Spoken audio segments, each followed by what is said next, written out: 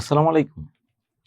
বাংলাদেশের সর্ববৃহৎ online platform বিদ্যাবাড়ির digital classroom থেকে আমি আপনাদের সাথে আছি ফুজাইল রহমানী, সিনিয়র শিক্ষক, বাংলা ভাষা ও সাহিত্য বিভাগ, বিদ্যাবাড়ি।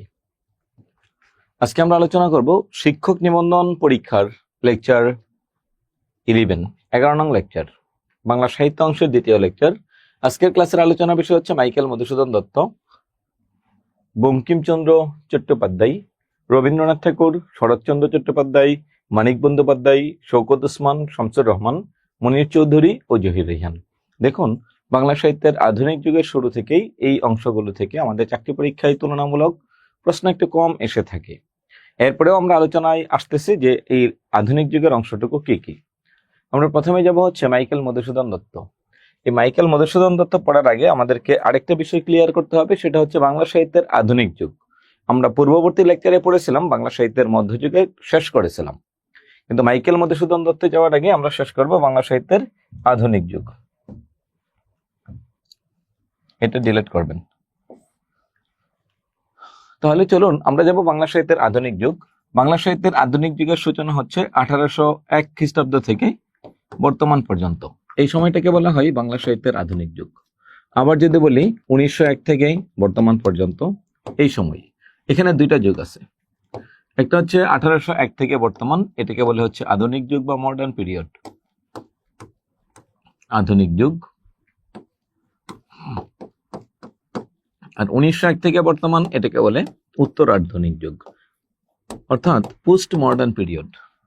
এই আধুনিক যুগের শুরুতেই আমরা দেখতে পাই দুইটা শিক্ষা প্রতিষ্ঠান, একটা শিক্ষা প্রতিষ্ঠান আর একটা হচ্ছে ধর্মীয় প্রতিষ্ঠান। শিক্ষা প্রতিষ্ঠান হিসেবে আমরা এখানে দেখতে পাই Fort William College. Fort William College প্রতিষ্ঠিত হয় কখন? দেখুন, ফোর্ট উইলিয়াম কলেজ প্রতিষ্ঠিত হয় 1800 খ্রিস্টাব্দের 4 মে। 1800 খ্রিস্টাব্দ 4 মে লর্ড ওয়েলেসলি কর্তৃক। কে প্রতিষ্ঠা করেন? 4 মে লর্ড ওয়েলেসলি। এই লর্ড ওয়েলেসলি কে ছিল? একজন ব্রিটিশ লর্ড ছিলেন। এই লর্ড ওয়েলেসলি কর্তৃক কলকাতার লালবাজারের ফোর্ট উইলিয়াম দুর্গের ভিতরে একটি প্রতিষ্ঠান গড়ে তোলেন। এই প্রতিষ্ঠানের নাম হচ্ছে ফোর্ট উইলিয়াম কলেজ।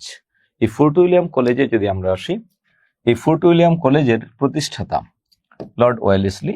এখানে 1801 খ্রিস্টাব্দে একটা ডিপার্টমেন্ট খোলা হয়, তার নাম হচ্ছে বাংলা বিভাগ। এই বাংলা বিভাগের যিনি প্রধান ছিলেন, বাংলা বিভাগ, উনিও একজন নন বাঙালি অর্থাৎ ইংরেজ ছিলেন। তার নাম হচ্ছে উইলিয়াম কেরি। এই উইলিয়াম কেরি, আপনার কাজ হচ্ছে শুধু গল্প শোনা। এই উইলিয়াম কেরি তিনি একজন খ্রিস্টান পাদ্রী ছিলেন, খ্রিস্টান ধর্ম প্রচারের জন্য আমাদের এই উপমহাদেশে এসেছেন। তিনি 1793 থেকে 96 সাল পর্যন্ত তিনি বাংলা ভাষা শিক্ষা লাভ করেছেন। এতদিন বাংলা জানতেন না। কার নিকট থেকে বাংলা ভাষা শিক্ষা লাভ করেছেন? রাম বসুর নিকট থেকে। রাম বসু ছিলেন শ্রীরামপুর মিশনের ভাষা শিক্ষক। ওনার কাছ থেকে তিনি বাংলা ভাষা শিক্ষা লাভ করেছেন। যেহেতু ওনার কাছ থেকে শিক্ষা লাভ করেছেন, তাই এই রাম বসুকে বলা হয় কেরি সাহেবের মুন্সি।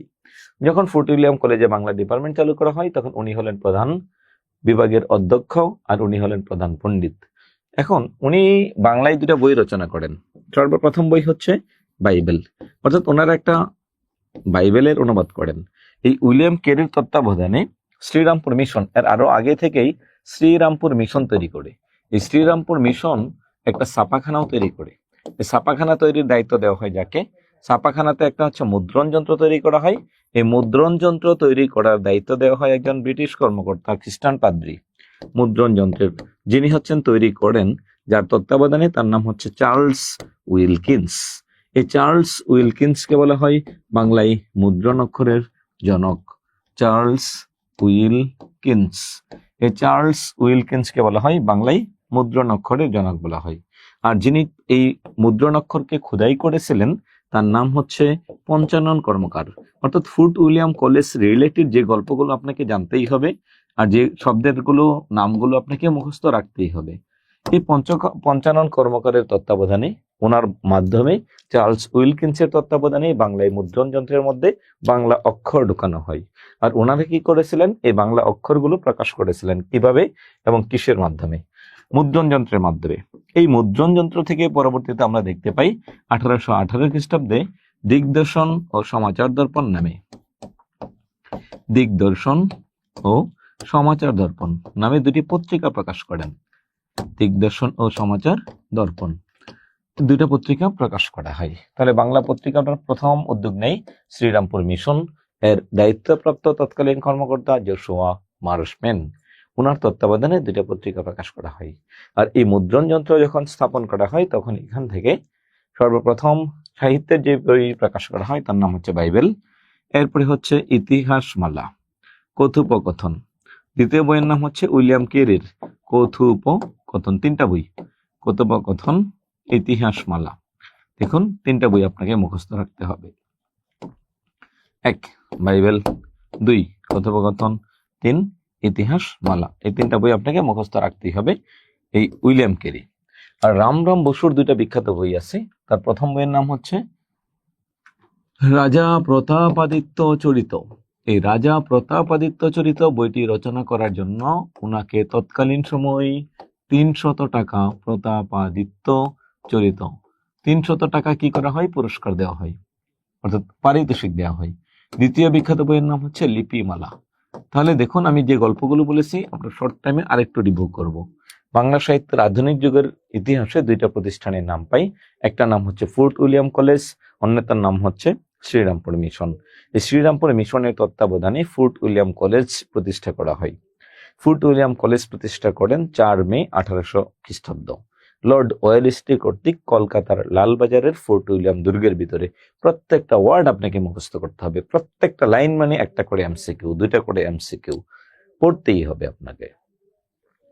এরপর তারা একটা মিশন তৈরি করে, শ্রীরামপুর মিশন, এর তত্ত্বাবধানে একটা মুদ্রণ যন্ত্র তৈরি করে। মুদ্রণ যন্ত্রের ভিতরে অক্ষর কার্য গঠন করার ক্ষেত্রে দুইটা মানুষের নাম খুবই ওতপ্রোতভাবে জড়িত। যিনি অর্ডার দিয়েছেন তার নাম হচ্ছে চার্লস উইলকিন্স, আর যিনি এটা পালন করেছিলেন এই অর্ডার তার নাম হচ্ছে পঞ্চানন কর্মকার। শেষ। তো পরবর্তীতে এই জায়গা থেকে, এই মুদ্রণ যন্ত্র থেকে প্রথম যে বইটা প্রকাশ করে মঙ্গল সমাচার নামে উইলিয়াম কেরির গ্রন্থ বাইবেল, বাইবেলের বাংলা অনুবাদ করা হয়।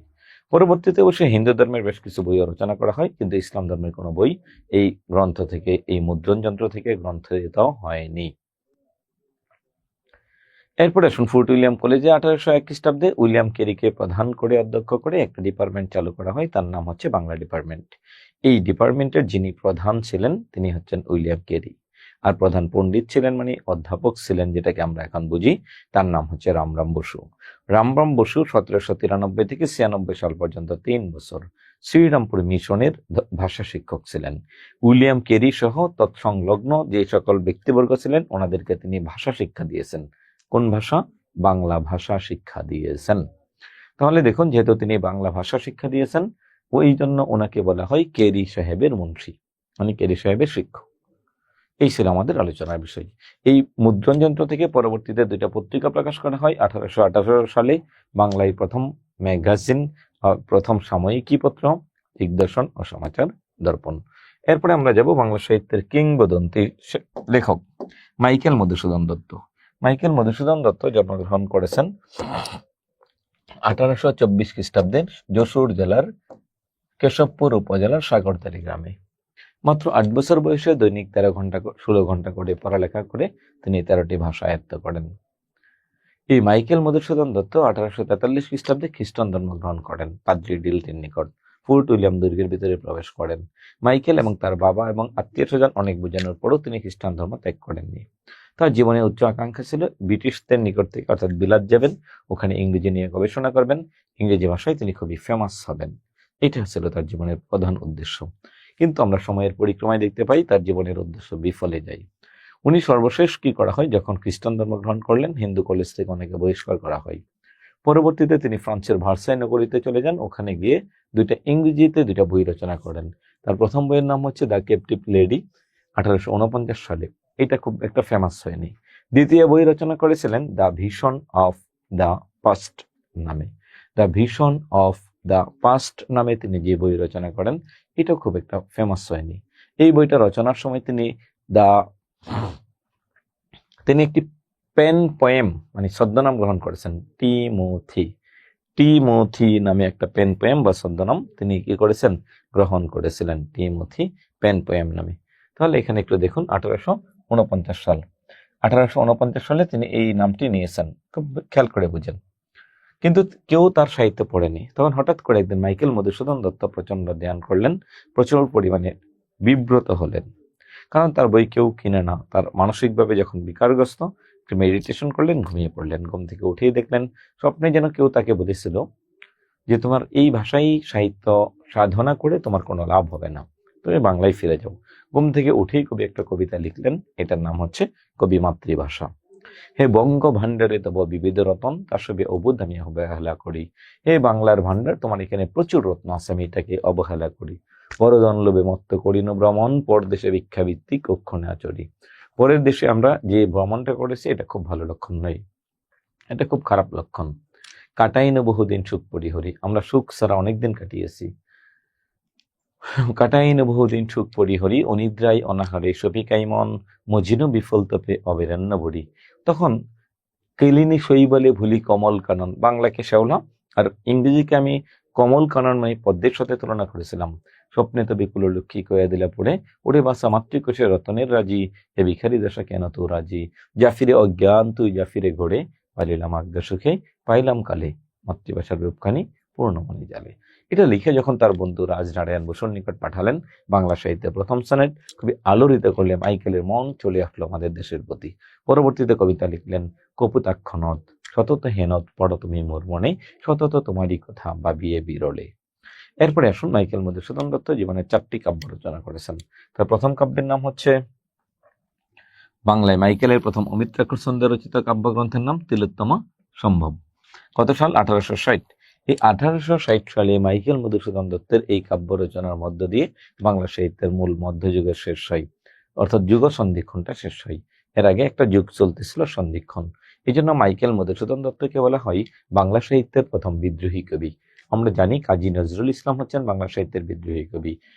বলবীর চির উন্নত মম শির, শির নেহারি আমারই নত শির, ওই শিখরে মাদ্রির। দুলক বুলক গুলক বেধিয়া, ক্ষুদার আসন আড়স ছেদিয়া, আমি উঠিয়াছি চির বিশ্বই বিশ্ববিদাত্রীর। অর্থাৎ প্রত্যেকটা কথার মধ্যে একটা বিদ্রোহের নমুনা আছে। তোরা সবে জয়ধ্বনি কর, তোরা সবে জয়ধ্বনি কর, ওই নূতনের কেতনরে কাল বৈশাখের জ্বর প্রলয় উল্লাস। দুর্গম গিরিকান্তার মরুদুস্তরা পারাপার, লঙ্ঘিত হবে রাত্রি নিশীতে যাত্রীরা হুঁশিয়ার। লাথিমার ভাঙবে তালা যত সব বন্দিশালা, মুরা চির দুর্দম বিধাতার মতো নির্ভয়। এই যে প্রত্যেকটা লাইনে বোঝা যায় নজরুলের মধ্যে একটা বিদ্রোহের চেতনা ছিল। হ্যাঁ, আর কতকাল থাকবি বেটি মাটির ঢেলার মূর্তি আড়াল, স্বর্গ যে আজ জয় করেছে অত্যাচারী শক্তি চাড়াল। দেব শিশুদের মারছে চাবুক, জির দুয়াদের দিচ্ছে ফাঁসি, কখন আসবি সর্বনাশী, অনেক পাঠা মোষ খেয়েছিস রাক্ষসী তোর যায়নি খোদা। প্রত্যেকটা লাইনের মধ্যে আই পাশানি, এবার নিবি আপন ছেলে রক্ত সদা। তাই আমরা তো ওনাকে বলি কাজী নজরুলকে বিদ্রোহী কবি। তাহলে মাইকেল কি বিদ্রোহটা করলো? মাইকেল একটা বিদ্রোহ করেছে যখন বাংলা সাহিত্যে ধর্ম নির্ভর সাহিত্য ছাড়া কিচ্ছু চলে না, তখন তিনি মানুষকে কেন্দ্র করে সাহিত্য রচনা করে বাংলা সাহিত্যের নতুন দিকের উন্মোচন করেছেন। তার বিরুদ্ধে কি করেছেন? বিদ্রোহ করেছেন ধর্মের বিরুদ্ধে। তাই ওনাকে বলা হয় বাংলা সাহিত্যের প্রথম বিদ্রোহী কবি। এখন আসুন, তার প্রথম প্রকাশিত রচিত নাটকের নাম হচ্ছে শর্মিষ্ঠা। শর্মিষ্ঠা হচ্ছে বাংলা সাহিত্যের প্রথম সার্থক নাটক। তার প্রথম সনেট হচ্ছে বঙ্গভাষা। এখন আসুন, তার একমাত্র মহাকাব্য, তার হচ্ছে মহাকাব্যের নাম হচ্ছে মেঘনাদ বধ। 1861 খ্রিস্টাব্দে তিনি প্রকাশ করেন। এটি বাংলা সাহিত্যের প্রথম ও সার্থক মহাকাব্য। 9টি স্বর্গ ছিল। কি কি স্বর্গগুলো এগুলো জানার দরকার নেই। এরপরে হেক্টর বধ নামে আরেকটা মহাকাব্য তিনি রচনা করেছেন। এরপরে যাবেন, এরপরে কেসে কাব্যের বিষয়বস্তু এখানে আছে, এগুলো পড়ে নেবেন। তিলোত্তমা সম্ভব। তিলোত্তমা একটা লাইনে আমরা সবগুলো কাব্য পড়ে ফেলবো। চতুর্দশী, দ্বিতীয় কাব্যের নাম হচ্ছে চতুর্দশপদী। চতুর্দশী, বীরাঙ্গনা ও ব্রজাঙ্গনার বোন। বীরাঙ্গনা ও ব্রজাঙ্গনার বোন। বীরাঙ্গনা ও ব্রজাঙ্গনার বোন। বীরাঙ্গনা ও ব্রজাঙ্গনার বোন। তিলোত্তমা সম্ভব, চতুর্দশপদী কবিতাবলী, বীরাঙ্গনা, ব্রজাঙ্গনা। তার জীবনে 4টা কাব্য লিখছেন। মাইকেল মধুসূদন দত্ত কবি একজন স্মার্ট লেখক ছিলেন। মাইকেল মধুসূদন দত্ত একেবারেই স্মার্ট লেখক ছিলেন। অল্প অল্প সাহিত্য রচনা করেছেন এবং আপনাদের জন্য এটা মুখস্থ বা মনে রাখাটাও সহজ হবে। চলুন কাব্যগুলো বিস্তারিত জেনে নেই। প্রথম কাব্য তিলোত্তমা সম্ভব। সুন্দর এবং উপসুন্দর এর দ্বন্দ্বকে ঘিরে এই সাহিত্য রচনা করা হয়। তিলোত্তমাকে ঘিরে যে সুন্দর ও উপসন্দের দ্বন্দ্ব যেটা, এটা মূল আলোচনার বিষয়। ব্রজাঙ্গনা এটা বাংলা সাহিত্যের একটা বিখ্যাত কাব্য। বৈষ্ণব পদাবলীকে কেন্দ্র করে, রাধাকৃষ্ণের প্রেমের কাহিনীকে কেন্দ্র করে এই বইটি রচনা করা হয়। বীরাঙ্গনা এটা বাংলা সাহিত্যের প্রথম পত্রকাব্য। এখানে 11টি পত্র আছে, 11 জন বীরাঙ্গনার কথা এখানে উল্লেখ আছে। চতুর্দশপদী কবিতাবলী এটি মাইকেলের প্রথম সনেট কাব্যগ্রন্থ। এখানে 102টি কাব্য সনেট রয়েছে।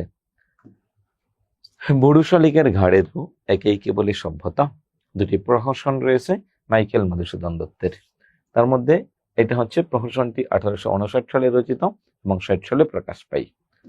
এরপরে কি আছে, একেই বলে সভ্যতা। এরপরে আছেন শর্মিষ্ঠা। সবগুলো নাটক আমরা একটা লাইনে মুখস্থ করব। শর্মিষ্ঠা পদ্মাবতী ও রিজিয়াকে নিয়ে, পদ্মাবতী ও রিজিয়াকে নিয়ে কৃষ্ণের সাথে মায়া কাননে যাই।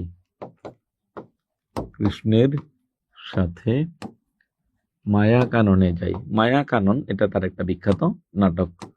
মায়া কাননে যাই, মায়া কানন, কৃষ্ণকুমারী, রিজিয়া, পদ্মাবতী, শর্মিষ্ঠা। শর্মিষ্ঠা বাংলা সাহিত্যের প্রথম সার্থক নাটক। এই জন্য মাইকেল মধুসূদন দত্তকে বলা হয় বাংলা সাহিত্যের একজন বিখ্যাত নাট্যকার বলা হয়। তিনি রচনা করেছেন শর্মিষ্ঠা নামে একটা বিখ্যাত নাটক। এরপরে আসুন, এরপরে কি আছে, পদ্মাবতী বাংলা সাহিত্যের প্রথম সার্থক কমেডি নাটক। এর আগে কোনো কমেডি নাটক কেউ রচনা করেননি। নাটকের ভাষারীতি প্রধানত হচ্ছে অনেকটা গদ্যের। এই গ্রিক পুরাণের একটা বিখ্যাত গল্প ছিল অ্যাপেল অফ ডিসকর্ড। এই অবলম্বনে তিনি এই পদ্মাবতী সাহিত্যটি রচনা করেছেন। এরপরে যাবেন হচ্ছে কৃষ্ণকুমারী, মাইকেলের প্রথম এবং শ্রেষ্ঠ নাটক। এটি বাংলা সাহিত্যের প্রথম সার্থক ট্র্যাজেডি নাটক। এটা শেক্সপিয়ারের প্রভাব রয়েছে এই নাটকের মধ্যে। আমরা কি প্রভাব রয়েছে পরবর্তীতে পড়বো এটা। মায়া কানন এটা হচ্ছে একটা বিখ্যাত সাহিত্যকর্ম। এরপরে আসুন, শর্মিষ্ঠা বললাম। নীল দর্পণ অনুবাদ, তিনি চাইলে ইংরেজি ভাষায় এত বেশি দক্ষতা ছিল মাইকেল মধুসূদন দত্ত, যদি চাইতেন তাহলে এই অসংখ্য গ্রন্থ ইংরেজিতে অনুবাদ করতে পারতেন। কিন্তু আমরা দেখতে পাই মাত্র 2টা গ্রন্থ তার বিখ্যাত। একটার নাম হচ্ছে নীল দর্পণ আর এটার নাম হচ্ছে রত্নাবলী। নীল দর্পণ গ্রন্থটি তিনি অনুবাদ করেছেন নেটিভ ছদ্মনামে। কেসেন নীল দর্পণ নাটকটি দ্য ইন্ডিগো প্লান্টিং মিরর নামে তিনি অনুবাদ করেছেন। আচ্ছা, এরপরে আসুন, নাটকটির ভূমিকা লিখেন রেভারেন্ড জেমস লং। রত্নাবলী, এই রত্নাবলীটাও তিনি অনুবাদ করেছেন ইংরেজিতে 1858 খ্রিস্টাব্দে। শেষ। এই ছিল আমাদের মাইকেল মধুসূদন দত্ত। এবং তার কবিতাগুলোর মধ্যে বেশ কিছু কবিতা ছিল, বেশ কিছু উক্তি ছিল। জন্মিলে মরিতে হবে, অমরকে কোথা কবে, চিরস্থায়ী কবিনীর হাইরে জীবন নদে। এরপরে আসুন, বিখ্যাত উর্দু শির যদি তুমি কুলো মনে ধনে, করিও না ঘৃণা তব নিচ শির জনে। এরপরে কি আছে, অলিক কোনাট্য রঙ্গে মজলুকে রাড়ে ও বঙ্গে নিরখিয়া প্রাণী সহি নাহি সই, বিখ্যাত কাব্য। এরপরে আসুন, এরপরে যদি আসি বঙ্কিমচন্দ্র চট্টোপাধ্যায়। বঙ্কিমচন্দ্র চট্টোপাধ্যায় ওনার বেশ কিছু ছোট গল্প এবং প্রবন্ধ আছে। কি আছে, কাব্য প্রবন্ধ এখানে লেখা আছে। এরপরে হচ্ছে উপন্যাস মনে রাখার কৌশল, সহজে একটা মনে রাখার কৌশল দিয়েছে এখানে। উনি 14টা উপন্যাস রচনা করেছেন, 14টা উপন্যাস বাংলায়, একটা হচ্ছে ইংরেজিতে। রাজমোহনস ওয়াইফ এটা ওনার প্রথম উপন্যাস, 1864 সালে রচনা করেন, কিন্তু এটা সার্থক উপন্যাস না, ইংরেজিতে রচনা করেন। 1865 সালে তিনি রচনা করেন আরেকটা বিখ্যাত উপন্যাস, এটি হচ্ছে বাংলা সাহিত্যের প্রথম সার্থক উপন্যাস, দুর্গেশ নন্দিনী, দুর্গ প্রধানের কন্যা। এটা ঠিক বিপরীত একটা উপন্যাস আছে, রাই নন্দিনী। রাই নন্দিনী এবং হচ্ছে দুর্গেশ নন্দিনীর গল্পের পার্থক্যটা একটু বুঝতে হবে আপনাকে, যে রাই নন্দিনী কি আর দুর্গেশ নন্দিনী কি। ঈশ্বর বঙ্কিমচন্দ্র চট্টোপাধ্যায়, বঙ্কিমচন্দ্র চট্টোপাধ্যায়ের উপন্যাস হচ্ছে, আমরা জাস্ট একটা গল্প লিখে দিয়েছি। রাজমোহনসের ওয়াইফ 5 জন। রাজমোহনসের ওয়াইফ দেবী দুর্গেশ নন্দিনী, দেবী চৌধুরানী, মৃণালিনী, কপালকুণ্ডলা ও সীতারাম। কৃষ্ণকান্তের উইল অনুযায়ী রাজ সিংহাসনে আরোহণের বিষবৃক্ষ তুলে ফেলার জন্য গভীর রজনীতে রানী ইন্দিরা ও চন্দ্রশেখরকে সাথে নিয়ে আনন্দ মঠের পাশে যুগ লাঙ্গরীয় এর সাথে দেখা করতে যাই। যুগ লাঙ্গরীয় এর সাথে দেখা করতে যাই। তাহলে উপন্যাস কোনটি? 1 রাজমোহনস ওয়াইফ, 2 দুর্গেশ নন্দিনী, 3 দেবী চৌধুরানী, 4 মৃণালিনী, 5 কপালকুণ্ডলা, ছয় সীতারাম, 7 কৃষ্ণকান্তের উইল, 8 রাজসিংহ, 9 বিষ বৃক্ষ, 10 রজনী, 11 হচ্ছে রানী, 12 ইন্দিরা, 13 হচ্ছে চন্দ্রশেখর, 14 হচ্ছে আনন্দমঠ, 15 হচ্ছে যুগলাঙ্গুড়ীয়।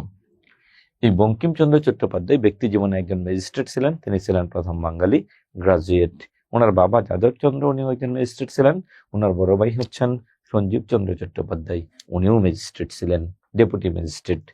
এবং এই সঞ্জীব চন্দ্র চট্টোপাধ্যায়ের দুইটা বিখ্যাত বই পড়তে হবে। ওনাকে বলা হয় বাংলা ভ্রমণ কাহিনীর জনক।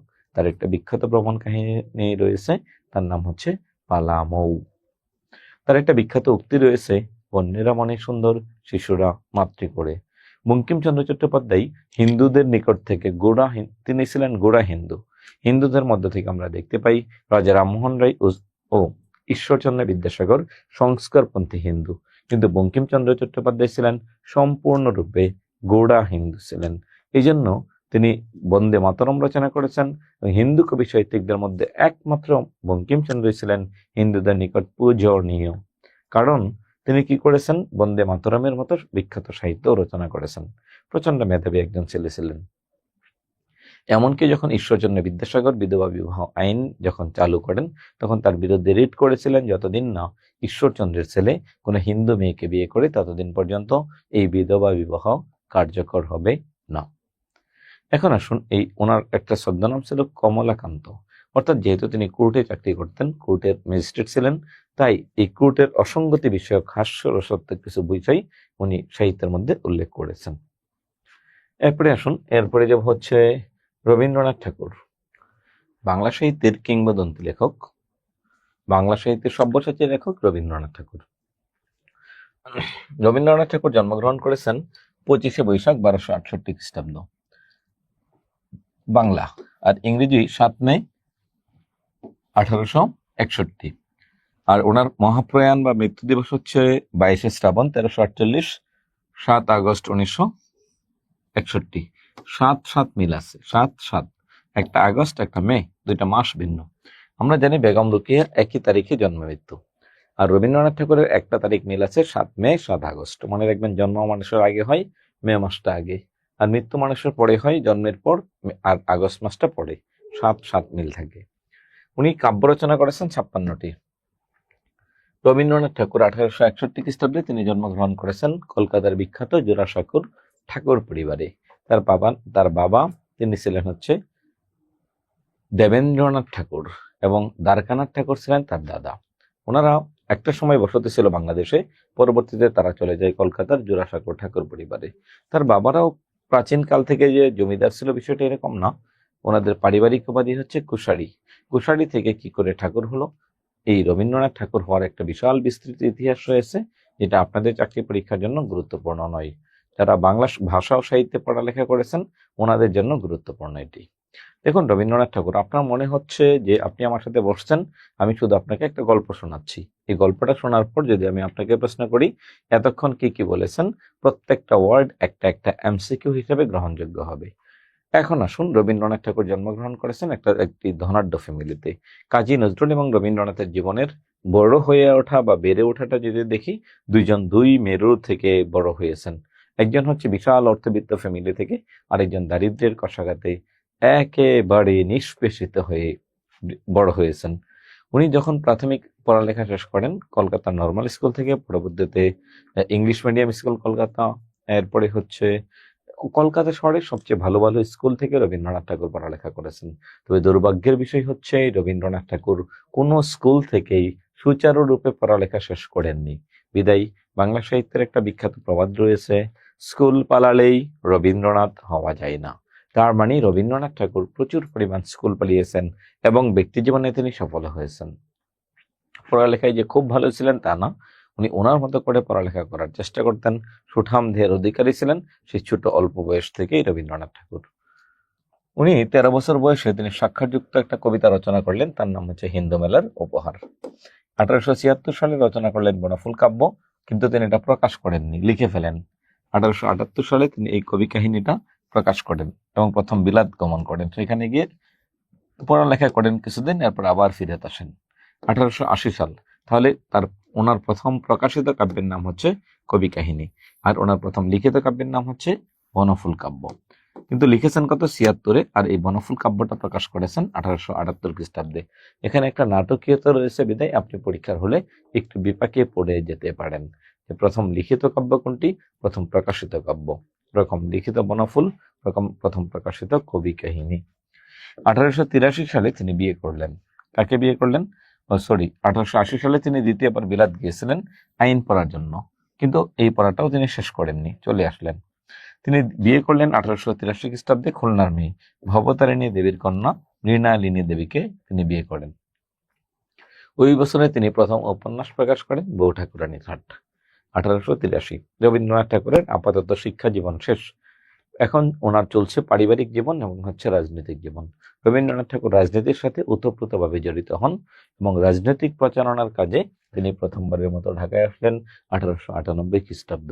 1901 সালে রবীন্দ্রনাথের বাবা কলকাতার বীরভূম জেলার বোলপুর উপজেলার শান্ত নীরব ও নির্জন জায়গা দেখে 20 বিঘা জমি কিনে একটি একতলা বাড়ি বানিয়ে দেন, আর বাড়ির নাম দিয়েছিলেন শান্তিনিকেতন।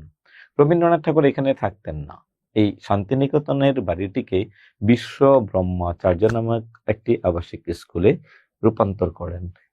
জমি করেছিলেন কি আছে, বিশ্ব ব্রহ্মাচার্য নামে তিনি আবাসিক স্কুল প্রতিষ্ঠা করেন। 1905 সাল যখন বঙ্গভঙ্গ হলো, বঙ্গভঙ্গের প্রেক্ষাপটে রবীন্দ্রনাথ ঠাকুর দুটা বিখ্যাত গান রচনা করলেন, বাংলার মাটি বাংলার জল, আমার সোনার বাংলা। এই আমার সোনার বাংলা গানটি গীত বিতান কাব্যের স্বরবিতান অংশ থেকে নেয়া। গীত বিতান কাব্যে 157টি কবিতা ছিল, তার মধ্যে এটি হচ্ছে একটি। রবীন্দ্রনাথ ঠাকুর আমার সোনার বাংলা আমি তোমায় ভালোবাসি কবিতাটি লিখছেন 1905 সালের প্রেক্ষাপটে 1906 সালে। যখন তিনি কবিতাটি লিখছেন এর আগে তিনি একটি রাখি উৎসব চালু করেছিলেন দুই বাংলার মুসলিম এবং হিন্দুদের মিলন মেলা হিসাবে। তখন থেকে ব্রিটিশ রানীর যুগে তাকে পজিটিভভাবে রাজনীতিতে উপস্থাপন করা হয়। রবীন্দ্রনাথ ঠাকুর তিনি ছিলেন খুবই চতুর এবং কৌশলী একজন লেখক, সাহিত্যিক এবং রাজনীতিবিদ। এখন আসুন রবীন্দ্রনাথ ঠাকুরের রাজনৈতিক জীবন যদি আমরা বিশ্লেষণ করি। 1905 সালে যখন তিনি এই কবিতা লিখলেন তখন এই কবিতার লাইনের সংখ্যা ছিল 25টি। বর্তমানে আমাদের জাতীয় সঙ্গীত হিসেবে এই কবিতাকে গ্রহণ করা হয় 3 মার্চ 1971 সাল স্বাধীনতার ইশতেহার অনুষ্ঠানে। সর্বপ্রথম পাকিস্তান জিন্দাবাদ, পাকিস্তান জিন্দাবাদ, আমার পূর্ব বাংলা শ্যামলী মা অপরিপা নামে একটা গান ছিল, এটাকে বাদ দিয়ে আমার সোনার বাংলা তোমায় ভালোবাসি এটা প্রথমবারের মতো বাজানো হয়। পরবর্তীতে স্বাধীন বাংলাদেশ হওয়ার পর 17 জানুয়ারি 1972 সাল এটা বাংলাদেশের জাতীয় সঙ্গীত হিসাবে পার্মানেন্টলি স্বীকৃতি দেওয়া হয়। আমরা দেখতে পাই পরবর্তীতে সংবিধানের 4-1 অনুচ্ছেদে বলা হয় বাংলাদেশের জাতীয় সঙ্গীত হবে আমার সোনার বাংলা আমি তোমায় ভালোবাসি, এর প্রথম 10 লাইন। তার মধ্য থেকে 4 লাইন হচ্ছে টিউন অথবা যন্ত্র সঙ্গীত। এই হলো রবীন্দ্রনাথ ঠাকুর। তিনি ছিলেন বাউল গানের খুবই পৃষ্ঠপোষক। তিনি সকল গানে নিজে সুর দিলেও আমার সোনার বাংলা আমি তোমায় ভালোবাসি এই গানের তিনি নিজে সুর দেন নাই, একেবারেই দেননি। তাহলে দেখুন রবীন্দ্রনাথ ঠাকুরের ঘটনা। রবীন্দ্রনাথ ঠাকুর গান লিখছেন, বাউল গগন হরকড়ার একটা বিখ্যাত গান ইউটিউব থেকে দেখে নেবেন, আমার বন্ধু যারে কোথায় পাবো তারে। এই গান থেকে তিনি আমার সোনার বাংলা গানের তিনি কি করেছেন, সুর দিয়েছেন। 1910 সালে তিনি রচনা করলেন একটা বিখ্যাত কাব্য, এটাকে তিনি 1912 সালে অনুবাদ করে দেন সং অফারিংস নামে। সং অফারিংস নামে। আর এটাকে যিনি প্রুফ দেখেন তার নাম হচ্ছে William Butler Yeats. William Butler Yeats. এই উইলিয়াম বাটলার ইয়েটস ইংরেজি সাহিত্যে 1923 সালে নোবেল পুরস্কার লাভ করেন ইংরেজি সাহিত্যে। রবীন্দ্রনাথ ঠাকুর এটিকে অনুবাদ করলেন 1912 সালে। আর 1913 সালে রবীন্দ্রনাথ ঠাকুর নোবেল পুরস্কার লাভ করেন। আচ্ছা, 1915 সালে এই নোবেল পুরস্কার 2004 সালে শান্তিনিকেতন থেকে চুরি হয়ে যায় 24 মার্চ 2004 সাল। 1915 সালে ব্রিটিশ রানীর নিকট থেকে রবীন্দ্রনাথ ঠাকুর একটা উপাধি লাভ করেন, তার নাম হচ্ছে নাইট। 1919 সালে পাঞ্জাবের জালিয়ানওয়ালাবাগ নামক হত্যাকাণ্ডের প্রেক্ষাপটে রবীন্দ্রনাথ ঠাকুর নাইট উপাধি ত্যাগ করেন 1921 সালে। 1921 সালে তার স্কুল বিশ্বভারতী বিশ্ব ব্রহ্মচার্য স্কুলটি বিশ্ববিদ্যালয়ে পরিণত হয়, তার নাম হচ্ছে বিশ্বভারতী বিশ্ববিদ্যালয়। 1926 সালে তিনি প্রথমবার না দ্বিতীয়বারের মতো ঢাকায় আসেন আর ঢাকা বিশ্ববিদ্যালয়ে আসেন প্রথমবার। ঢাকা বিশ্ববিদ্যালয়ের জগন্নাথ হলে বসে একটা কবিতা রচনা লিখলেন, তার নাম হচ্ছে বাসন্তিকা গীতিকবতা। এরপরে আসুন 1930 সালে আইনস্টাইনের সাথে দেখা হয়। 36 ঢাকা বিশ্ববিদ্যালয় থেকে ডক্টর অফ লিটারেচার উপাধি প্রদান করা হয়। 1940 সালে অক্সফোর্ড বিশ্ববিদ্যালয় থেকে ডক্টর অফ লিটারেচার উপাধি দেওয়া হয়। 1941 সালে রবীন্দ্রনাথ ঠাকুর মারা যান। এই হচ্ছে রবীন্দ্রনাথ ঠাকুরের ব্যক্তি কেন্দ্রিক আলোচনা। তাহলে আমরা যাব রবীন্দ্রনাথ ঠাকুরের সাহিত্যকর্মকে নিয়ে। তার জীবনের প্রথম সাহিত্যগুলো কি কি দেখুন। প্রথম সাহিত্য হচ্ছে প্রথম প্রকাশিত ছোট গল্প ভিখারিণী। 16 বছর বয়সে এটা রচনা করেন, গত BCS আসছে। প্রথম কবিতার নাম হচ্ছে হিন্দু মেলার উপহার। প্রথম কাব্যের নাম কবি কাহিনী। প্রথম নাটকের নাম হচ্ছে বাল্মীকি প্রতিভা। প্রথম উপন্যাসের নাম হচ্ছে বউ ঠাকুরানীর হাট। এটা হচ্ছে রবীন্দ্রনাথ ঠাকুরের প্রথম সাহিত্য। এরপরে আসুন কেন কি পেয়েছেন।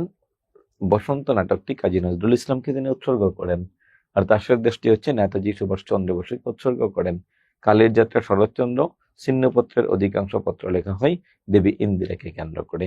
রবীন্দ্রনাথ ঠাকুরের ভ্রাতুষ্পুত্রী ছিলেন ইন্দিরা, তবে কথিত রয়েছে ওনাদের দুজনের মধ্যে একটি রিলেশন রয়েছিল, চিঠি আদান প্রদান করার মতো করেছিল তারা।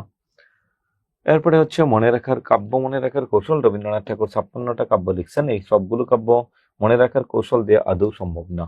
কয়েকটা দিয়েছে, মানসী, গীতাঞ্জলি, করিয় কমল, বলাকা, শ্যামলী, চিত্রা, সোনার তরী, খেয়া পাড়ে খেয়া, সন্ধ্যা সঙ্গীত।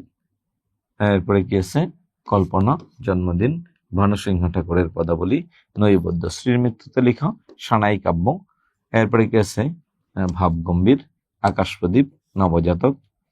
এরপরে হচ্ছে বনফুল, মহুয়া, জ্বালিয়ে দেয়, জ্বালিয়ে শেষ লেখা লিখেছে মাগো জ্বালিয়ে দিও আলু।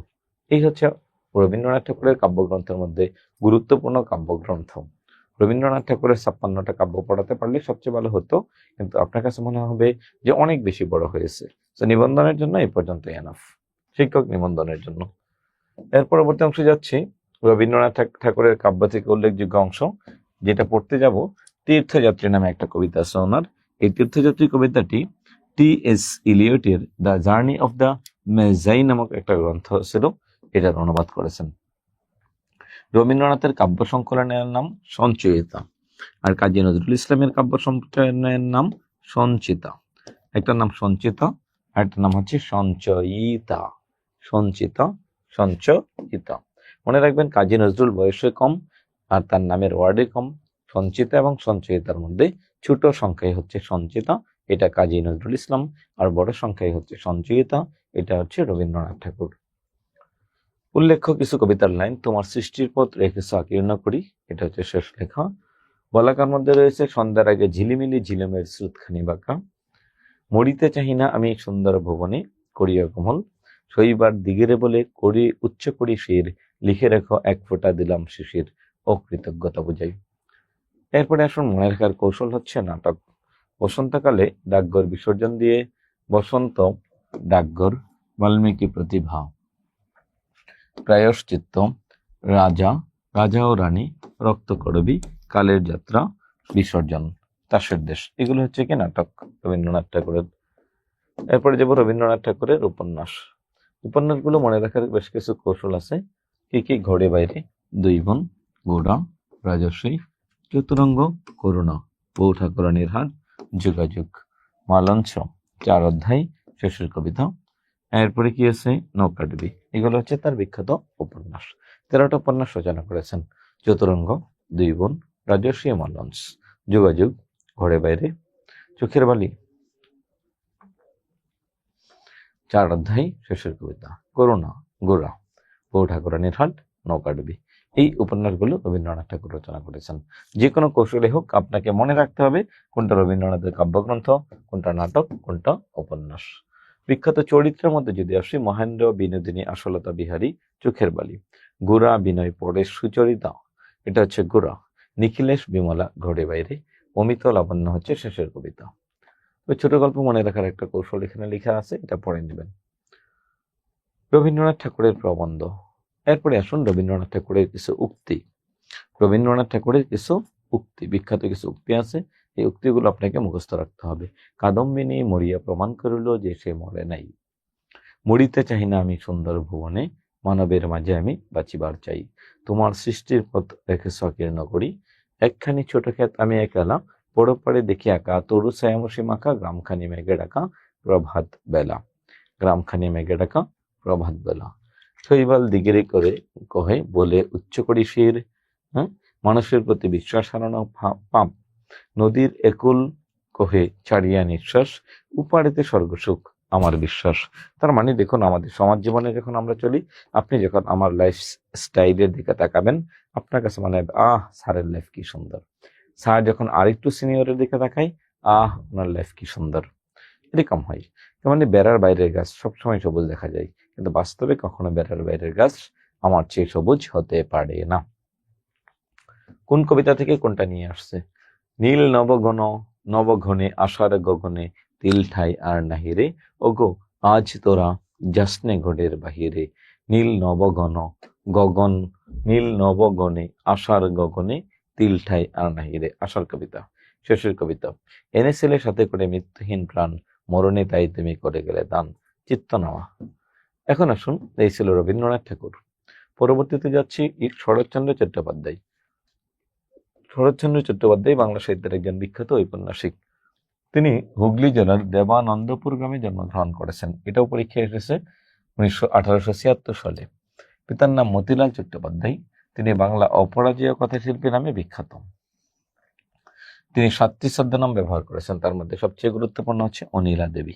এই অনিলা দেবী নামে তিনি নারীর মূল্য সাহিত্যটি রচনা করেছেন। কেন? অনিলা দেবী মানে একজন মেয়ের নাম তিনি গ্রহণ করেছেন, কারণ পুরুষ হিসাবে নারীর জীবন লিখলে এটা সচরাচর কেউই গ্রহণ করবে না। তার বিখ্যাত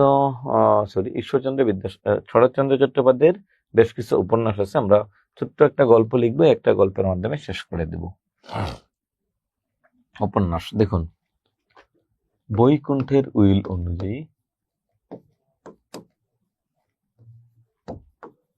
বৈকুণ্ঠের উইল অনুযায়ী পল্লী সমাজের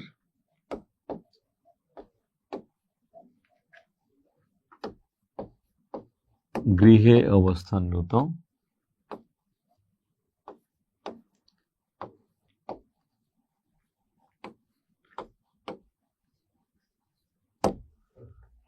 বৈকুণ্ঠের উইল অনুযায়ী পল্লী সমাজের গৃহে অবস্থানরত বিরাজ বৌরা,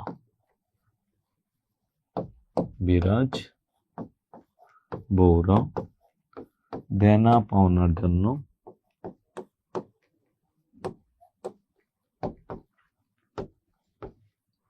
আর চরিত্রহীন হয় না।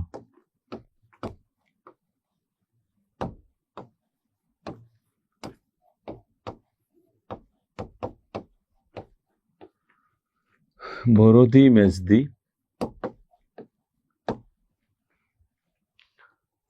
অপরিণীতা হবার পর দেনা পাওনার জন্য আর চরিত্রহীন হয় না। বরদি মেজদি বিপ্রদা ও সুভদা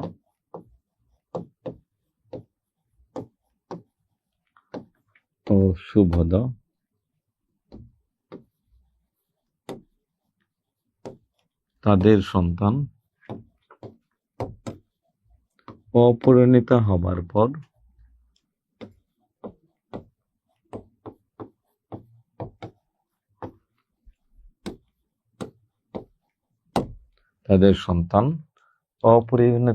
পর বামনের মেয়েকে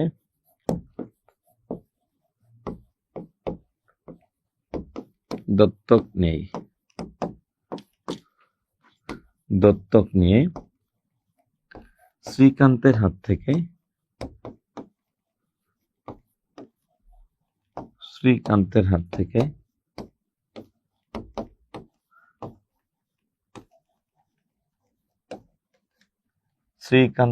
থেকে নিষ্কৃতি প্রদান করে।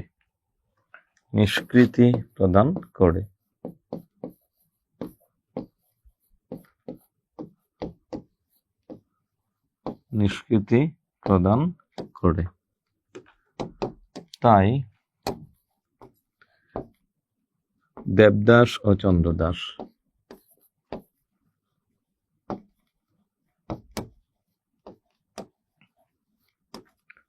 পথের দাবিতে দেবদাস ও চন্দ্রদাস। 21টা উপন্যাস আছে। পথের দাবিতে,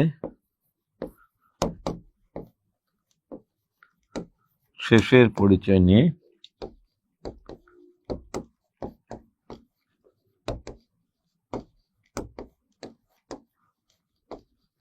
শেষ প্রশ্ন করে।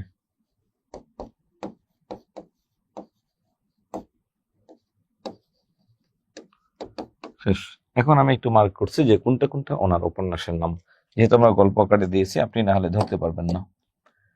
1 বৈকুণ্ঠের উইল, 2 পল্লী সমাজ, 3 গৃহদাহ, 4 বিরাজ বউ, 5 দেনা পাওনা, 6 চরিত্রহীন, 7 মেজদি, 8 বিপ্রদা, 9 সুবধা, 11 অপরিণীতা, 12 বরদি, 13 বামনের মেয়ে, 14 দত্তা, 15 শ্রীকান্ত, 16 নিষ্কৃতি, 17 দেবদাস, 18 চন্দ্রদাস, 19 পথের দাবি, 20 শেষের পরিচয়, 21 শেষ প্রশ্ন।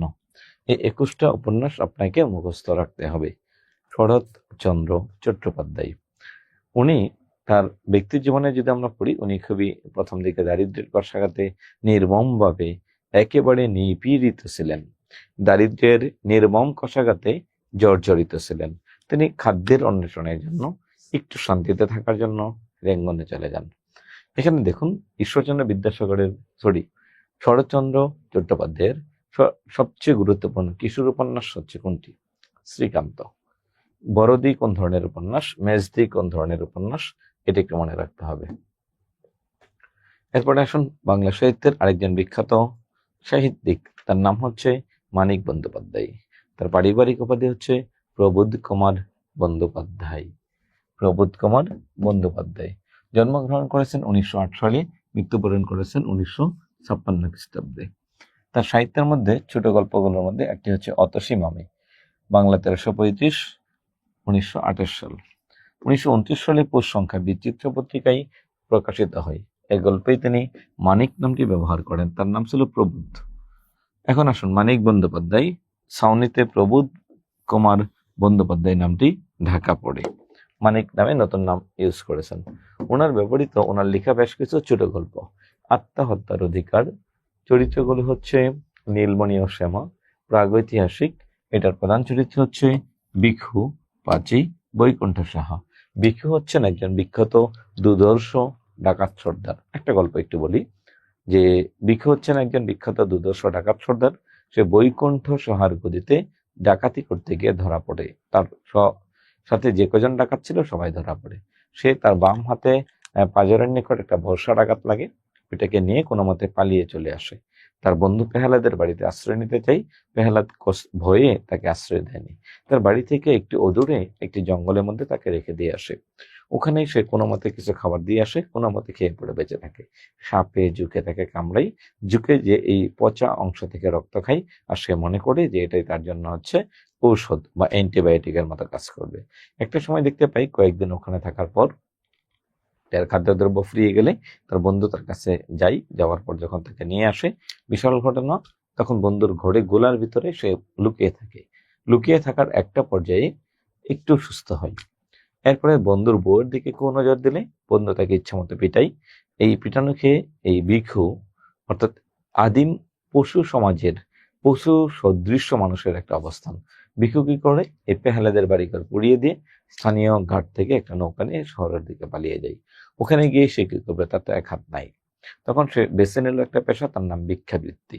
এই ভিক্ষাবৃত্তি করার জন্য তিনি দেখলেন এই পেশাটাকে খুব সুন্দর করে আয়ত্তে নিলেন। একটা ভাঙা প্লেট নিয়ে বসলেই রাস্তায় অনেক ভিক্ষা পাওয়া যায়। তখন তিনি দেখার পরে আস্তে আস্তে বেশ কয়েকদিনে এই পেশাটাকে তিনি রপ্ত করলেন। এই জন্য তিনি একটা দুটা শব্দ ব্যবহার করেছেন। কি দুটো শব্দ ব্যবহার করেছেন? হেই বাবা 1টি পয়সা, হেই বাবা 1টি পয়সা। এটা করে করে এই ভিক্ষাবৃত্তিটাকে তিনি রপ্ত করে নিয়েছেন। যখন এই ভিক্ষাবৃত্তি তার পেশায় পরিণত হয়, তখন তার মধ্যে আরো বেশ কিছু ভূত চেপে বসে। যখন দেখলো তার পাশে একটা মেয়ে পাঁচি মেয়েটা ভিক্ষা করে, পাঁচি মেয়েটা হচ্ছে হাঁটুর নিচ থেকে নিচ পর্যন্ত গা হয়েছে, এটা দেখে মানুষ প্রচুর টাকা দেয়। কিন্তু প্রাচী থাকে বসির নামক আরেকটা ভিক্ষুকের সাথে। বসির আবার খুব প্রভাবশালী ভিক্ষুক। তখন সে বসিরকে হত্যা করার জন্য একটা লোহার শিক নিয়ে সারাদিন পাথরে ঘষে। চোখা করে বসিরকে গিয়ে এক রাতে আঘাত করে বসির মারা যায়। তখন এই পাঁচীকে নিয়ে সে পালিয়ে যায়। অর্থাৎ আদিম এই পশুভিত্তিক যে সমাজ ব্যবস্থা, এই পশুভিত্তিক সমাজ ব্যবস্থার একটা উদাহরণ এখানে দেওয়া হয়েছে ভিক্ষু পাঁচী ও বৈকুণ্ঠ সাহার একটা গল্প। সরীসৃপ, মজার মজার গল্প। কুষ্ঠরোগী বউ, আজকাল বা পরশুর গল্প, ছোট বকুলপুরের যাত্রা, সমুদ্রের স্বাদ। আমাদের হাতে পর্যাপ্ত সময় না থাকার কারণে আমি বিস্তারিত বলতে পারিনি। এখানে এরকম মানিক বন্দ্যোপাধ্যায়ের ছোট গল্পগুলো খুবই মজার, শুনতেও আপনার কাছে দারুণ মনে হবে। বাহ, এত সুন্দর সাহিত্য! হ্যাঁ, এটা আপনাকে পড়লে আপনার কাছে ভালো লাগবে সাহিত্যগুলো। চরিত্র মনে রাখার জন্য মূল কাহিনী মনে না রাখলে চরিত্র মনে থাকে না। জননী তার প্রথম উপন্যাস, 1935 সালে তিনি এটি রচনা করেন। এটি তার বিখ্যাত উপন্যাস। অর্থাৎ জননী জীবনের নানা স্তর, সন্তানের সঙ্গে জননীর সম্পর্কের যে একটা সূক্ষ্ম মনস্তত্ত্ব বিশ্লেষণমূলক একটা আলোচনা আছে, তাই এটাকে এই ধরনের উপন্যাস বলা হয়। প্রধান চরিত্র হচ্ছে শ্যামা।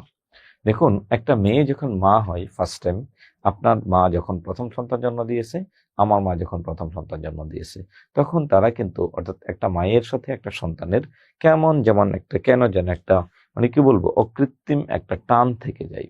যে মায়ের সাথে সন্তানের একটা অকৃত্রিম টান থাকে, এই অকৃত্রিম টান থেকেই মূলত এই সাহিত্যটি রচনা করা। কার? বিভূতিভূষণ বন্দ্যোপাধ্যায়। এরপরে আসুন, পুতুল নাচের ইতিকথা, 1935 লিখছেন জননী, এখন লিখছেন কি পুতুল নাচের ইতিকথা। কলকাতার এক সাধারণ গ্রাম গাউদিয়া, তার সাধারণ মানুষ নিয়ে এই উপন্যাসের মূল কাহিনী। ব্রিটিশ ঔপনিবেশিক শাসনামলে বাঙালি শিক্ষিত মধ্যবিত্তের অন্তর্গত টানাপোড়েন, অস্তিত্ব সংকট শশী চরিত্রের মাধ্যমে এখানে প্রকাশিত হয়েছে। লুকায়ত ভাষায় প্রেম নিবেদন করে কুসুম আর শশী, কিন্তু শশীর কাছ থেকে সাড়া না পাওয়াই, একজন প্রেম নিবেদন করে আরেকজন সাড়া না পাওয়ায় তার আত্মার মৃত্যু ঘটে। এই উপন্যাসে বিভিন্ন চরিত্র ক্রিয়াশীল থাকলেও তারা কি করে চারিত্রিক দৃঢ়তা নিয়ে দাঁড়াতে পারেনি। পুতুলের মতো অন্যের অল্প ধাক্কাতেই চালিত হয়েছে। এই জন্য এটাকে মনস্তত্ত্ব বিশ্লেষণমূলক উপন্যাস বলা হয়। শশী আর কুসুম, তাহলে কে কার কাছে প্রেম নিবেদন করে? শশী চরিত্রটা কুসুম কি করে প্রেম নিবেদন করে, আর শশী মেয়েটা এই প্রেমে সাড়া দেয়নি। তার মানে আমরা এখান থেকে দুইটা চরিত্র সহজে মুখস্থ করতে পারলাম। একটা নাম হচ্ছে শশী, একটা নাম হচ্ছে কুসুম। ভিক্ষু পাঁচী, বৈকুণ্ঠ সাহা, বসির, এই পেহলাদ, এগুলো হচ্ছে কি প্রাগৈতিহাসিক ছোট গল্পের কাহিনী। এরপরে আসুন, অমৃতস্ব পুত্র, পারিবারিক ও দাম্পত্য সমস্যামূলক উপন্যাস। শহরতলী, অহিংস, আরোগ্য। এরপরে কি আছেন, দিবারাত্রির কাব্য, শহরবাসীর ইতিকথা, জীয়ন্ত চতুষ্কোণ, সোনার চেয়ে দামি, ইতিকথার পরের কথা, হলুদ নদী সবুজ বন, হরফ একটা, মাসল একটা, স্বাধীনতার স্বাদ, আরোগ্য, চিহ্ন। এগুলো হচ্ছে ওনার বিখ্যাত উপন্যাস। প্রত্যেকটা উপন্যাসের নাম পড়তে হবে, গল্প আকারে পড়েন অথবা একটা একটা করে পড়েন। সবগুলো উপন্যাসের নামই আপনাকে মুখস্থ করে রাখতে হবে। পরবর্তী অংশে যাচ্ছি, অতসী মামি অন্যান্য গল্প, এটা নিজেরা পড়বেন। প্রাগৈতিহাসিক চরিত্র। এরপরে কি আছে, মানিক বন্দ্যোপাধ্যায়ের উপন্যাস মনে রাখার কিছু কৌশল। মানিক বন্দ্যোপাধ্যায়ের উপন্যাসগুলো আমরা কি করে মনে রাখবো? এখানে ছোট্ট একটা কৌশল দেওয়া আছে। অহিংস, জীয়ন্ত চিহ্ন, আজও হলুদ নদী সবুজ বনের চতুষ্কোণ ছিটিয়ে আছে। দিবারাত্রির কাব্যে জননী সোনার চেয়ে দামি, স্বাধীনতার স্বাদ পেয়ে আরোগ্য লাভ করেছে। সেটা আমরা পুতুল নাচের ইতিকথা ও শহরবাসের ইতিকথার হরফ মাসুল পড়ে জানতে পারলাম। বেশ কয়েকটা উপন্যাসের নাম এখানে গল্প আকারে দেয়া আছে। শওকত ওসমান, ওনার ছেলে কয়েকদিন আগে আওয়ামী লীগ সরকারের একজন মন্ত্রী ছিলেন, টেকনোক্রেট মন্ত্রী ইয়াসেফ ওসমান। একজন স্থপতি ছিলেন, বুয়েট থেকে আর্কিটেকচারের উপর পড়ালেখা করেছেন। যেহেতু ওনার ছেলে আওয়ামী লীগের একজন সমর্থক ছিলেন এবং শওকত ওসমানও ব্যক্তি জীবনে কট্টর আওয়ামী লীগার ছিলেন, যেহেতু সরকার ক্ষমতায় নেই, ওনার এখান থেকে খুব বেশি প্রশ্ন আসার সম্ভাবনা নেই। তবে মুক্তিযুদ্ধ ভিত্তিক এবং ভাষা আন্দোলন ভিত্তিক যে সাহিত্যগুলো রয়েছে, এখান থেকে প্রশ্ন আসতে পারে। এরপরে কি আছে, বনি আদম, জননী, কৃতদাসের হাসি, দুই সৈনিক, নেকড়ে অরণ্য। এই কয়টা পরীক্ষায় আসতে পারে। মুক্তিযুদ্ধ ভিত্তিক রচনা কি কি লিখছেন? নেকড়ে অরণ্য, জাহান্নাম হইতে বিদায়, দুই সৈনিক, জন্ম যদি তব বঙ্গে। ছোট গল্পের মধ্যে কি আছে? ছোট গল্পের মধ্যে অনেকগুলো ছোট গল্প আছে, নিজেরা পড়ে নেবেন। গল্প গ্রন্থ, শামসুর রহমান, ওনাকে বলা হয় নাগরিক কবি, ওনাকে বলা হয় নাগরিক কবি। ট্রেন চলেছে, ট্রেন চলেছে, হ্যাঁ, ঝকঝকাঝক ট্রেন চলেছে, ট্রেনের বাড়ি কই। এখানে দেখুন নাগরিক কবি বলা হয় ওনাকে, কারণ উনি শহরকে কেন্দ্র করে সাহিত্য রচনা করেছেন। আরেকজন হয়েছেন পল্লী কবি, পল্লী গ্রামকে কেন্দ্র করে সাহিত্য রচনা করেছেন। আসমান রে দেখতে যদি তোমরা সবে চাও, রহিমউদ্দির চট্টগ্রাম গোসল পড়ে যাও। হ্যাঁ, ঘর তো নয় যেন বেন্না পাতার ছাউনি, হ্যাঁ, বেন্না পাতার ডেরা। যাই হোক, পল্লী বাঁকা গায়ের পত্রে বেয়ে কোথায় চলে যাও, ওই দেখা যায় নীল নোয়ান সবুজ গারাগা, ওইখানেতে একলা বসে ডাকছে আমার মা, রাখাল ছেলে। প্রতিদান, হ্যাঁ, এরপরে কি আছে? নিমন্ত্রণ, তুমি যাবে মোর ভাই, তুমি যাবে ভাই, যাবে মোর সাথে আমাদের ছোট্ট গাই। নিমন্ত্রণ, আমার এগর ভাঙ্গিয়াছে যাবা, আমি বাদি তার ঘর, আপন করিতে কাঁদিয়া বেড়াই, যে মোরে করিয়েছে পর। এখন দেখুন, এখানে পল্লী কবির একটা বিষয়, আর ওনাকে বলা হয় নাগরিক কবি। উনি জন্মগ্রহণ করেছেন 1919 সালে নরসিংদী জেলার পাড়াতলী গ্রামে, শেষ। আর পৈতৃক নিবাস, কিন্তু জন্মগ্রহণ করেছেন তার মাতুলালয় পুরান ঢাকার মাহুতটুলিতে। আচ্ছা, এটা দূরে মনে রাখবেন, বাবার নাম মুখলেসুর রহমান, এগুলো দরকার নেই। 1945 সালে ঢাকা বিশ্ববিদ্যালয় এসএসসি পাশ করেন। পরবর্তীতে 1947 সালে ঢাকা বিশ্ববিদ্যালয়ের ইংরেজি ডিপার্টমেন্টে অধ্যয়ন করেন এবং এই ডিপার্টমেন্ট থেকে স্নাতক এবং স্নাতকোত্তর শেষ করেন। দেখুন, আমরা অনেকেই মনে করি যে সাহিত্য, কবি এবং সাহিত্যিক এই বাংলা সাবজেক্টকেই পড়তে হবে, বিষয়টা এরকম না।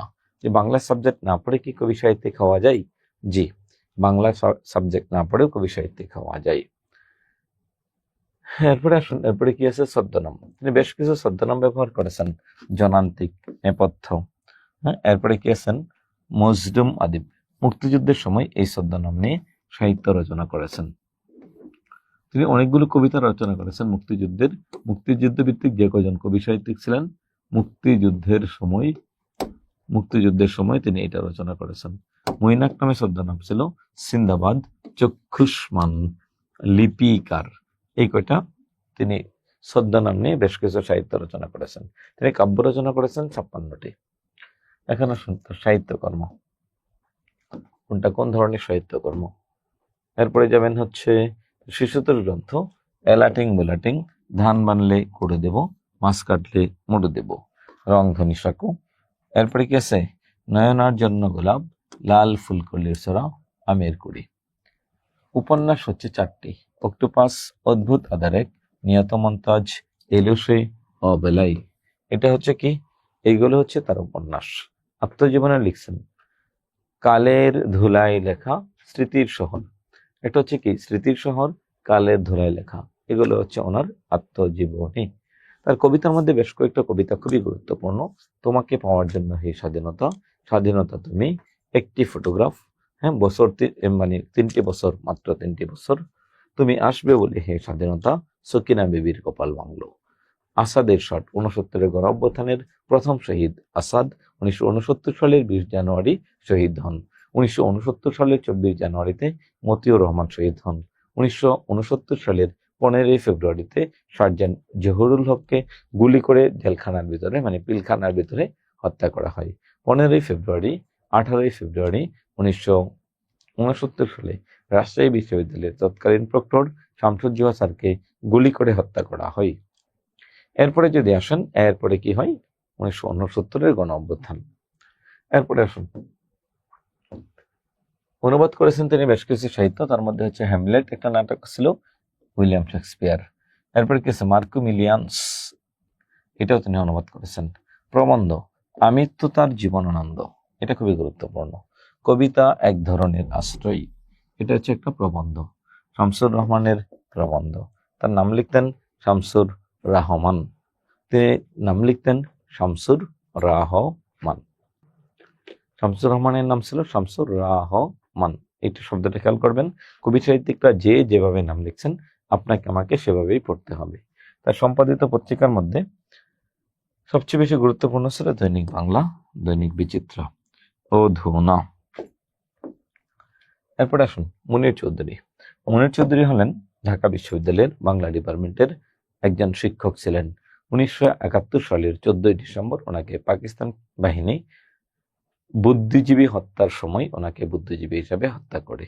ওনার বিখ্যাত একটা নাটক ছিল কবর নাটক। এই কবর নাটকটি রচনা করেছেন ভাষা আন্দোলনকে কেন্দ্র করে, এবং এই নাটকটি প্রথমবারের মতো মঞ্চায়ন করা হয়েছিল ঢাকা কেন্দ্রীয় কারাগারে। আরেকটি বিখ্যাত নাটক রচনা করেছেন পানিপথের তৃতীয় যুদ্ধকে কেন্দ্র করে রক্তাক্ত প্রান্তর। আহমদ শাহ আবদালী এবং মারাঠাদের মধ্যে যে যুদ্ধ হয়েছিল, এই যুদ্ধের প্রেক্ষাপটে একজন ছিলেন মুসলিম সেনাপতি, তার ওয়াইফ জোহরা, আর তিনি ছিলেন হচ্ছেন কি নন মুসলিম সেনাপতি, মারাঠা সেনাপতি। মারাঠা সেনাপতি ছিলেন কি জোহরার হাজব্যান্ড ইব্রাহিম কার্দি। কারণ তার কথা হচ্ছে, যখন তার কোনো চাকরি ছিল না, এই মারাঠারা তাকে চাকরি দিয়েছে। যুদ্ধে তিনি নিহত হন। এখন আসুন, এটার নাম হচ্ছে কি, একটার নাম হচ্ছে রক্তাক্ত প্রান্তর, আর একটার নাম হচ্ছে কবর। এরপরে হচ্ছে মনির চৌধুরীর বিখ্যাত সাহিত্যকর্মের মধ্যে এই দুটো গুরুত্বপূর্ণ, নষ্ট ছেলে সহ বেশ কিছু সাহিত্য রয়েছে। এরপরে আসুন কবর, এরপরে কি আছে, নষ্ট ছেলে, কবর সহ বেশ কিছু সাহিত্য রয়েছে। জহির রায়হান বাংলাদেশের উদীয়মান যে কয়জন তরুণ কবি এবং লেখক হিসেবে জন্মগ্রহণ করার পরে আত্মপ্রকাশ করার পরেই যাদেরকে আমরা হারিয়েছি, তাদের মধ্যে জহির রায়হান অন্যতম। তার বড় ভাইয়ের নাম শহীদুল্লাহ কায়সার, যিনি রচনা করেছেন সারেং বউ, পেশোয়ার থেকে তাসকন্দ। ওনার মেয়ের নাম হচ্ছে শমী কায়সার, অভিনেত্রী এবং আওয়ামী লীগ সরকারের সময় সংসদ সদস্য ছিলেন এই শমী কায়সার। এই শহীদুল্লাহ কায়সার অর্থাৎ তার পূর্ণ নাম ছিল মোহাম্মদ জহিরুল্লাহ। তার বাবা ছিলেন তৎকালীন সময়ে ঢাকা সরকারি আলিয়া মাদ্রাসার অধ্যক্ষ। এরপরে আসুন, জহির রায়হান মিরপুরে নিখোঁজ হন, অর্থাৎ তার ভাই কোথায় আছে এটা খুঁজতে গিয়ে 1971 সালের 30 জানুয়ারি তিনি নিখোঁজ হন। ধারণা করা হয় তৎকালীন সরকার ওনাকে মেরে দিয়েছেন। কেন? এই ইতিহাস ভালো করে বুঝবেন। সরকার যদি কাউকে গুম করে, কেন করে?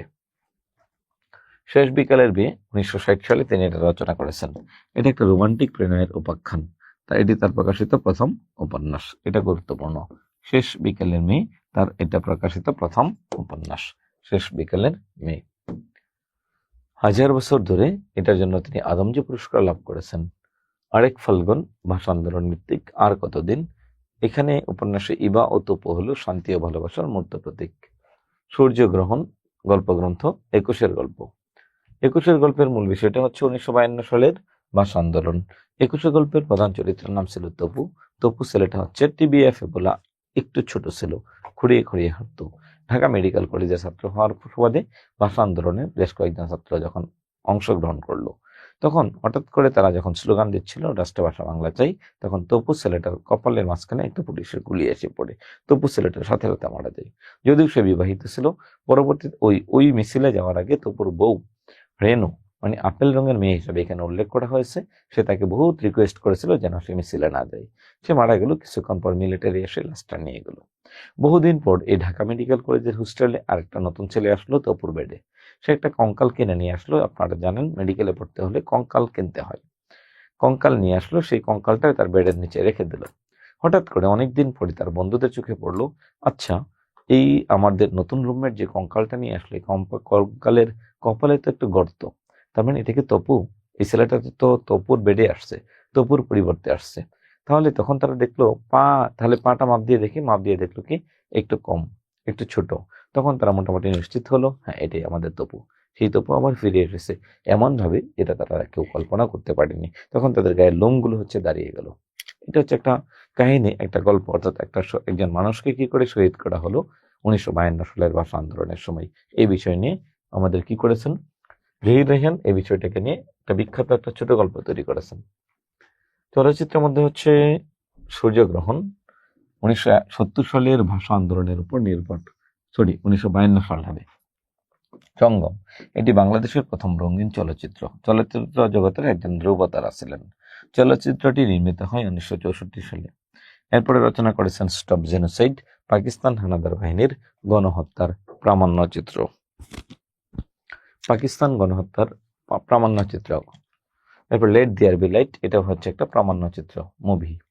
প্রিয় শিক্ষার্থীবৃন্দ, শিক্ষক নিবন্ধন পরীক্ষার জন্য আলোচিত যে কয়জন কবি সাহিত্যিকের নাম পড়লাম, এই বিষয়গুলো আপনার সাথে মনে হতে পারে যে স্যার তো মনে হয় গল্প করেছে। জি, শুধুই গল্প করেছে যেন আপনি এটাকে মুখস্থটাকে ধরে রাখতে পারেন, যেন মুখস্থ বিষয়টাকে ধরে রাখতে পারেন।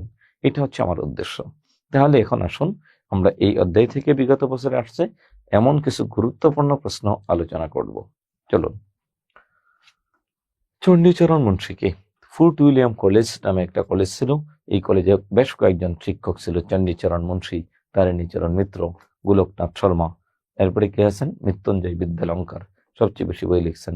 এরপরে রামরাম বসু, রাজা রামমোহন রায়। তাহলে এইটা হচ্ছে তারিণীচরণ মিত্র, উনি হচ্ছেন কে আছে ফোর্ট উইলিয়াম কলেজের একজন পণ্ডিত। চণ্ডীচরণ মুন্সী 46তম বিসিএসে এই প্রশ্নটা এসেছে। স্বর্ণকুমারী দেবীর পিতার নাম কি? স্বর্ণকুমারী দেবী বাংলা সাহিত্যের প্রথম মহিলা ঔপন্যাসিক, রবীন্দ্রনাথ ঠাকুরের ঠিক বড় বোন, অর্থাৎ ভারতী পত্রিকার সম্পাদক। রবীন্দ্রনাথ ঠাকুরের বাবার নাম আর স্বর্ণকুমারী দেবীর বাবার নাম সেম। আপনাকে যদি বলি আপনার ছোট ভাইয়ের বাবার নাম কি, আপনার বাবার নাম কি, একই কথা হবে। ঠিক এটাও এরকম যে নাম হচ্ছে কি দেবেন্দ্রনাথ ঠাকুর। নেকড়ে অরণ্য উপন্যাসের রচয়িতা কে? শওকত ওসমান 2023 সালে এসেছিল। তৎকালীন সময় আওয়ামী লীগ সরকার ক্ষমতায় ছিলেন। নেকড়ে অরণ্য। এরপরে আসুন, মৃন্ময়ী রবীন্দ্রনাথ ঠাকুরের সমাপ্তি ছোট গল্পের একমাত্র নায়িকা হচ্ছে মৃন্ময়ী। মৃন্ময়ী সমাপ্তি ছোট গল্পের একমাত্র নায়িকা হচ্ছে কি মৃন্ময়ী। এরপরে আসবেন, এরপরে হচ্ছে সাহিত্যিক মীর মশাররফ হোসেনের জন্মস্থান কোথায়? কুষ্টিয়া জেলার লাহিনীপাড়া গ্রামে সাহিত্যিক মীর মশাররফ হোসেন জন্মগ্রহণ করেছেন। মীর মশাররফ হোসেনের বেশ কয়েকটি সাহিত্যের মধ্যে গুরুত্বপূর্ণ হচ্ছে বিষাদ সিন্ধু, কারবালার প্রান্তরকে কেন্দ্র করে লেখা, এরপরে উদাসীন পথিকের মনের কথা, গাজী মিয়ার বস্তানি সহ বেশ কিছু গুরুত্বপূর্ণ সাহিত্য। এরপরে আসুন, কুষ্টিয়াতে জন্মগ্রহণ করেছেন। বন্দি শিবির থেকে গ্রন্থটি শামসুর রহমানের। ওনার হচ্ছে মুক্তিযুদ্ধের সময় মানুষ যে বন্দি শিবির ছিল, শিবিরে বন্দি ছিল, এটাকে নিয়ে তিনি একটি সাহিত্য রচনা করেছেন। একেই কি বলে সভ্যতা ও বুড়ি শালিকের ঘাড়েরও নামে মাইকেল মধুসূদন দত্ত দুটি প্রহসন রচনা করেছিলেন। মাইকেল মধুসূদন দত্ত দুটি প্রহসন রচনা করেছেন। এরপরে যাবেন হচ্ছে কোনটি রবীন্দ্রনাথের কাব্য নয়? এটার নাম হচ্ছে চক্রবাক। চক্রবাক হচ্ছে কাজী নজরুল ইসলামের কাব্য। সোনার তরী, সেজুতি, চিত্রা তিনটাই হচ্ছে রবীন্দ্রনাথ ঠাকুরের কাব্য। বলাকা কাব্যটি লিখছেন বলাকা রবীন্দ্রনাথ ঠাকুর। কপোতাক্ষ নদ কবিতাটিকে লিখছেন মাইকেল মধুসূদন দত্তের। দেশপ্রেমের প্রবল বহিঃপ্রকাশ হচ্ছে এই কপোতাক্ষ নদ, এই কবিতাটি মাইকেল মধুসূদন দত্তের দেশপ্রেমের একটা বৈশিষ্ট্য। এই ছিল প্রিয় শিক্ষার্থী বৃন্দ, এই ছিল আমাদের আজকের ক্লাসের আলোচনার বিষয়। আমাদের সাথে এই বিষয়ে আরো বিস্তারিত জানতে হলে আমাদের লাইভ ক্লাসে যুক্ত হতে হবে, অথবা আমাদের শিক্ষক নিবন্ধন পরীক্ষার লেকচার শিট গুলো আপনাকে সংগ্রহ করতে হবে। এই লেকচার শিট এবং গাইড বই ফলো করলে আমরা আশাবাদী যে আপনি খুব ভালো করার সম্ভাবনা আপনার রয়েছে। আমাদের সাথে যোগাযোগ করতে চাইলে আপনারা আমাদের স্ক্রিনে দেওয়া হটলাইন নাম্বারে যোগাযোগ করতে পারেন। 01896060800 থেকে শুরু করে 815। সুপ্রিয় শিক্ষার্থীবৃন্দ, একটু বলবো মোটিভেশনাল স্পিচ। আপনি যে নিবন্ধন পরীক্ষা দিচ্ছেন, গত নিবন্ধন পরীক্ষায় এখান থেকে অংশগ্রহণ করেছিল নিবন্ধন পরীক্ষায় টোটাল প্রায় 24 লাখ ছেলে মেয়ে।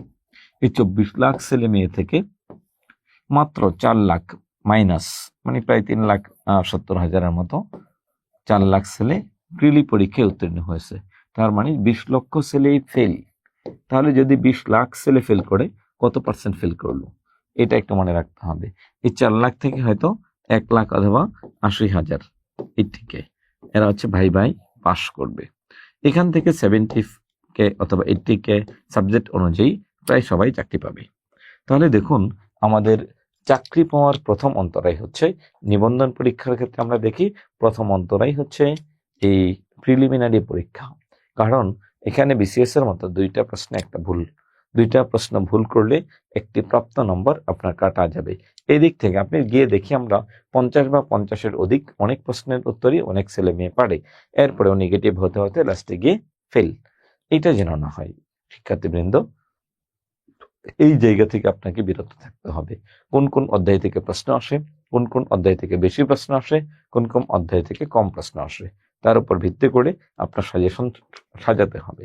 আপনার সাজেশন মানে আপনি নিজেই।